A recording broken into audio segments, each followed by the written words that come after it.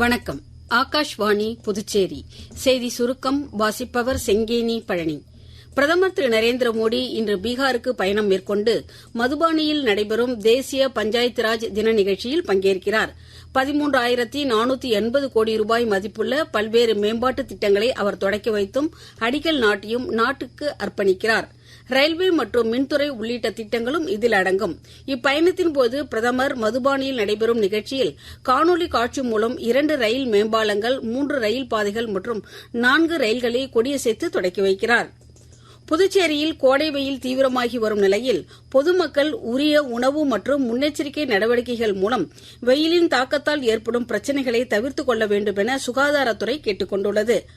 சுகாதாரத்துறையின் முதன்மை மருத்துவ அதிகாரி டாக்டர் மணிமொழி இதுகுறித்து எமது செய்தியாளருக்கு அளித்த பேட்டியில், கோடை காலத்தில் மாரடைப்பு மற்றும் சிறுநீரக பிரச்சினைகள் 10 மடங்கு அதிகரிக்க வாய்ப்புகள் இருப்பதால் பொதுமக்கள் வெயிலின் தாக்கத்தை தவிர்க்க வேண்டியது அவசியம் என்றார். கடலூர் மாவட்ட விவசாயிகள் குறை கேட்பு மற்றும் மேம்பாட்டிற்கான ஆலோசனைக் கூட்டம் நாளை ஆட்சியர் அலுவலக கூட்டரங்கில் காலை 10:30 மணி அளவில் நடைபெற உள்ளதாக மாவட்ட ஆட்சியர் திரு சிபி ஆதித்யா செந்தில்குமார் தெரிவித்துள்ளார்.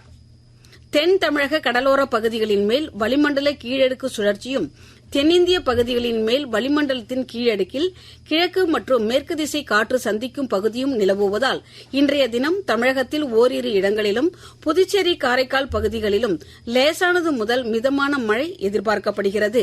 அதிகபட்ச வெப்பநிலையில் வரும் 26ஆம் தேதி வரை பெரிய மாற்றங்களுக்கான வாய்ப்பு குறைவுதான் என்றாலும் ஓரிரு இடங்களில் வெப்பநிலை சற்று அதிகரிக்கலாம் என்றும் தெரிவிக்கப்பட்டுள்ளது.